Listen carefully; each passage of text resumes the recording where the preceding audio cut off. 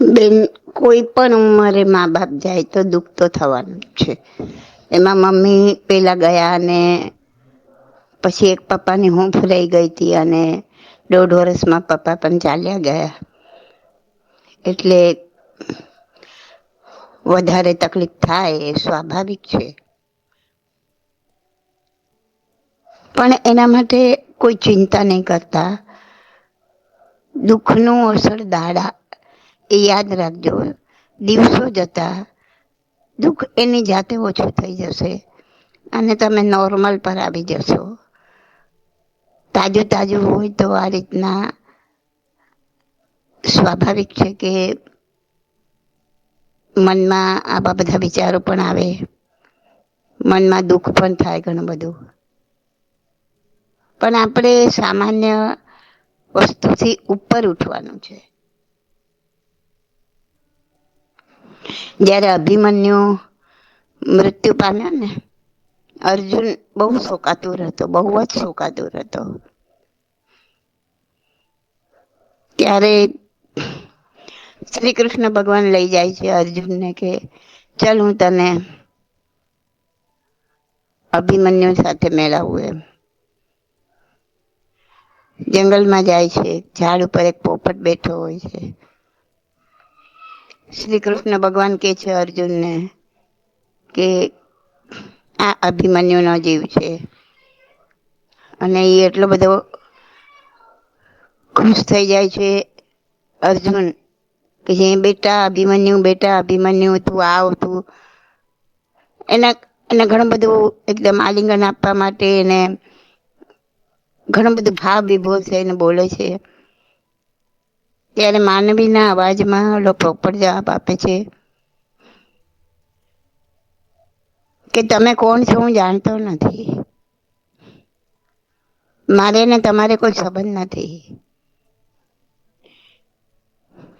આવા તો અનેક જન્મોમાં અનેક મા બાપ કર્યા અને અનેક જન્મોમાં અનેક મા બાપના સંતાન બન્યા.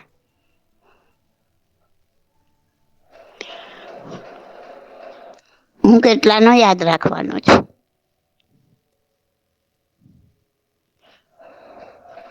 હું કોઈ અભિમન્યુને પણ ઓળખતો નથી. હું ફક્ત આત્મા છું. મારે કોઈની જોડે કોઈ સંબંધ નથી. અને આ સાંભળીને ભ્રમિત થયેલી અર્જુનની બુદ્ધિ ઠેકાણે આવી જાય છે. એ પણ વિચારવા લાગે છે કે સાચી વાત છે. અનેક જન્મોમાં અનેક મા બાપ, અનેક જન્મોમાં અનેકના સંતાન, અનેક આપણા સંતાન. ક્યાં લંક લાગશે અને ક્યાં કોઈનું અટકી ગયું છે. અરે નાના નાના બાળક જન્મેલા મૂકીને જે મૃત્યુ પામે છે ને, એના બાળકો એ સારી રીતના મોટા થઈ ગયા હોય છે. જે રીતના પણ એમના તકદીરમાં જે રીતના મોટા થવાનું લખ્યું હોય એ રીતના એ થાય જ છે. એ રીતના એ લોકો સેટ થઈ જ જાય છે. એ બધું ભવિતવ્યતામાં નક્કી જ છે. ભવિતવ્યતા દરેકની નક્કી જ છે. દરેક પોતાનું ભાગ્ય લઈને જ આવ્યા છે. એ પ્રમાણે જ થાય છે. ખાલી આપણે માનીએ છીએ કે આપણી હાજરી હોય, આપણે હોય તો આપણે એને આમ કરી દઈએ, આપણે એને તેમ કરી દઈએ. કશું કરવાની આપણી શક્તિ છે જ નહીં.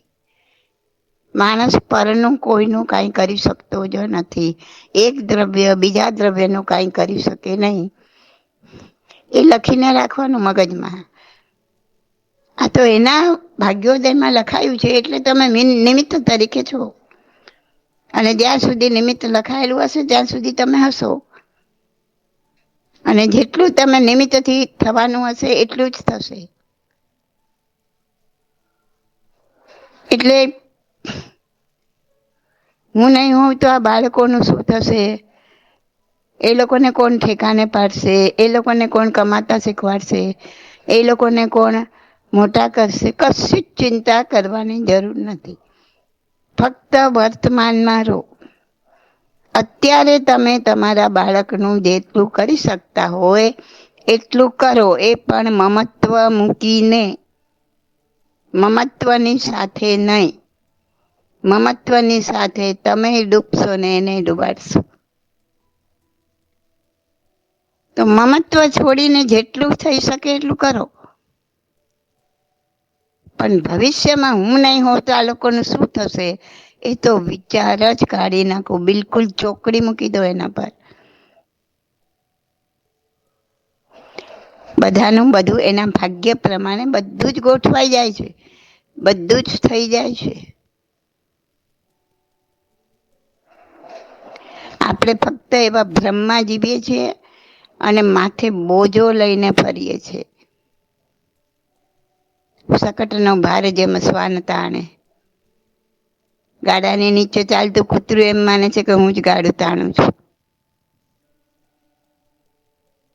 પણ ખરેખર કાંઈ નથી કરતો હતો, ખાલી ગાડાની નીચે ચાલતો હોય છે. બસ આપણી આવી જ હાલત છે. એટલે એક ભગવાનના વાક્યમાં એક શ્રદ્ધા રાખવાની, ભગવાને જે કીધું છે એમાં શ્રદ્ધા રાખવાની, કે દરેકની ભવિતવ્યતા પ્રમાણે દરેકનું ભવિષ્ય ગોઠવાતું જ જાય છે. આપણે કરવા વાળા કોઈ છીએ જ નહીં.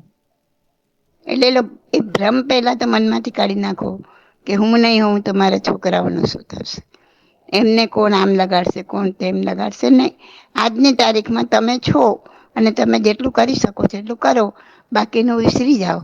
બાકીનું તમે તમારા આત્માનું કરો. તમારા આત્માને ઉપર ચડાવશો તો ઓટોમેટિક એ લોકો બધાને પણ તમારા પરમાણુની અસર થશે. નહીં તો તમારી હાજરી હશે તોય તમારા છોકરાઓ વ્યાભિચારમાં ડૂબી જશે, શું કરશો? ખરાબ આદતો લાગી જશે, શું કરશો? જોઈ પણ નહીં શકો ને સહી પણ નહીં શકો. એટલે બધા વિચારો છોડી દો.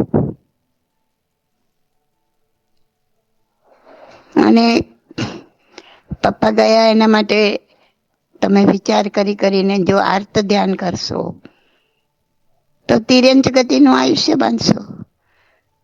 જેટલા ક્ષણ તમે એમના વિશેના ખોટા સાચા વિચાર કર્યા કરશો, રડ્યા કરશો, એ બધું આર્ત ધ્યાનમાં જાય. અને આર્ત ધ્યાનનું પરિણામ તિર્યંચ ગતિ. તો એ જવા વાળા તો ચાલ્યા ગયા, એ જીવ તો એનો હિસાબ અહીંયા પૂરો કરીને વયો ગયો. પણ તમે એનો યાદ કરીને તિર્યંચ ગતિનું આયુષ્ય બાંધવું, એના કરતાં તમને બેતર નથી લાગતું કે એટલો ટાઈમ હું એવા ધર્મમાં પસાર કરું, સામાયિકમાં પસાર કરું, સૂત્રો ગણવામાં પસાર કરું, નવકાર ગણવામાં પસાર કરું, કે જેનાથી મારો આત્મા ઉપર ચડે અને એનો આત્મા જ્યાં હોય ત્યાં એ પણ ખુશ થાય.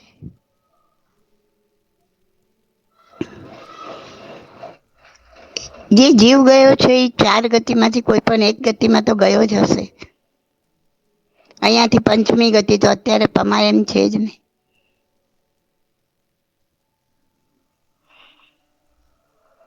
તો જો ધારો કે કોઈ દેવગતિમાં ગયો, તો જો ઉપરના વૈમાનિક દેવ, ઉચ્ચ પ્રકારના દેવ થયા હોય તો ત્યાંનો તો જાહો જલાલી ને વૈભવ ને એટલું છે કે એ લોકોને કોઈને અહીંયા પૃથ્વી પર નજર નાખવાનો ટાઈમ નથી. અહીંની ગંદકી એ લોકો સહન કરી શકે એમ નથી. કોઈ જીવ અહીંયા આવવાના નથી તમને જોવા માટે, કે એમને કોઈ જો દેવગતિમાં હોય તો એમને તો અવધિ જ્ઞાન, અને અવધિ જ્ઞાનથી તો એ તમે એક નહીં આવા કેટલાય જન્મોના કેટલાય પોતાના સંતાનોને જોઈ શકે. કોણ સંતાનને શું એની સાથે શું આચરણ કર્યું એ બી જોઈ શકે. તેને શું મોહ રહે તમારા પર? અને જો હલકી ગતિમાં ગયા હોય, વ્યંતર વાનવ્યંતર છે બીજી, તો એ લોકોને તો એમને ત્યાં એટલી બધી તકલીફો છે, એટલી બધી દુઃખ છે, તો એ તમને જોવા ક્યાં આવવાના હતા? નરક ગતિમાં ગયા હોય તો ત્યાં એટલી તકલીફ છે, ત્યાંથી તો કોઈ આવી શકવાનું નથી તમને જોવા માટે. તો તિર્યંચ ગતિના દુઃખ તો આંખ સામે જોઈએ છે આપણે.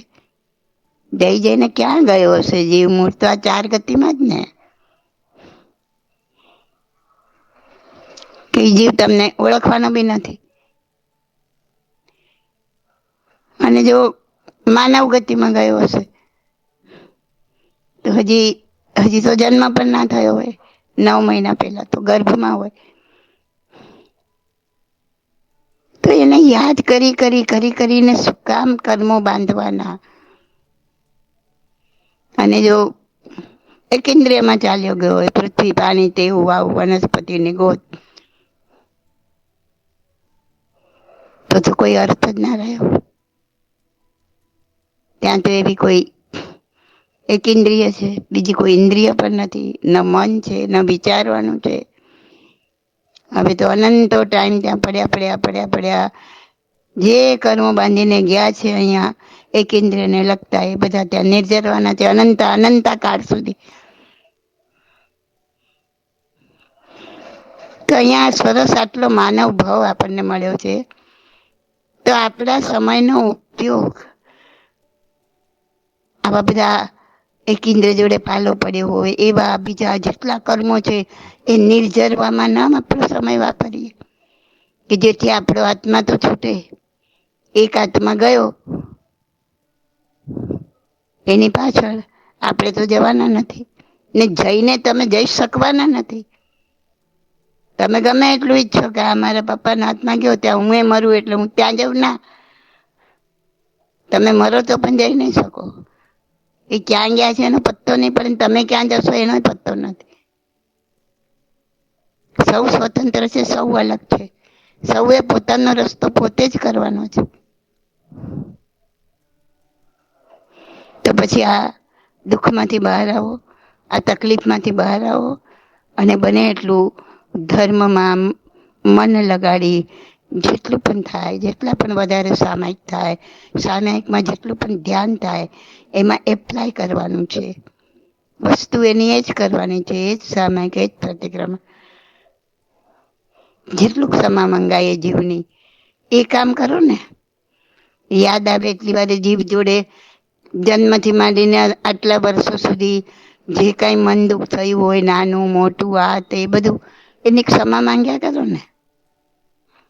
એ જીવની કાયમ રોજ 50-100 વાર યાદ કરીને, ભલે ને જીવ અહીંયા ના હોય, આપણે એની ક્ષમા માંગીએ તો આપણા શુદ્ધાત્મા એના શુદ્ધાત્માને મેસેજ પહોંચાડી દે.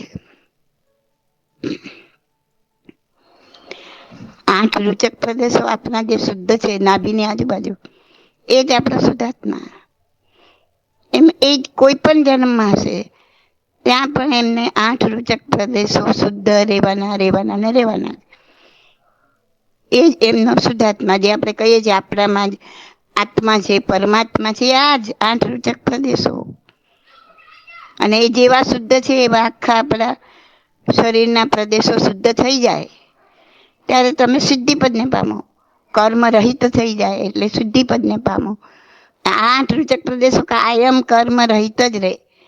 બાકી ભલે ગમે એટલા કર્મના ઢગલા ખડક્યા હોય, પણ આ 8 રૂચક પ્રદેશ નાભીની આજુબાજુ જે છે આત્માના, એ હંમેશા શુદ્ધ જ રહે, સોના જેવા. તો તમે તમારા 8 રૂચક પ્રદેશની સાક્ષીએ, એટલે કે આ શુદ્ધાત્માને સાક્ષીએ, સામેલાના શુદ્ધાત્માને એની ક્ષમા માંગો ને, કે મેં તમને કેટલી નાનપણથી મને અત્યાર સુધીમાં કેટલી વાર કેટલું એ દુઃખ પહોંચાડ્યું હશે, તકલીફ પહોંચાડી હશે, એ દરેકની વસ્તુની હું ક્ષમા માંગુ છું મારા શુદ્ધાત્માની સાક્ષી, તમારા શુદ્ધાત્મા. તો તમે છૂટશો, એનાય કર્મો ઢીલા પડશે, કારણ કે 2 બાજુ ખેંચાણ નહીં હોય. એક બાજુ હશે તો ઢીલું પડવું જ પડશે બીજી પાર્ટીને. એ છૂટશે ને તમે છૂટશો. અને આ તો ધ્યાન કરીને એ બંધાશે ને તમે બંધાશો. તો આટલું ધર્મ સમજ્યા પછી બીજો કોઈ વિચાર જ નહીં કરવાનો. હવે આ સહન નથી થતું, હવે હું મરી જાઉં, હવે હું આમ કરું, આ છોકરાઓનું શું થશે એટલે મારે જીવવું છે, નહીં. મારે મારા આત્માને કર્મ મુક્ત કરવા માટે આ એક જ માનવ જન્મ મળ્યો છે, મહામૂલો મળ્યો છે, મારે જીવી જાણવું છે, મારે કર્મ મુક્ત થવું છે, મારે મરવું નથી. અને જે મૃત્યુ પામે છે ને, યાદ કરી કરીને મારે આર્ત ધ્યાન કરવું નથી. બસ આટલું મન મક્કમ કરી લો. બહુ ઘણું કહેવાય ગયું છે,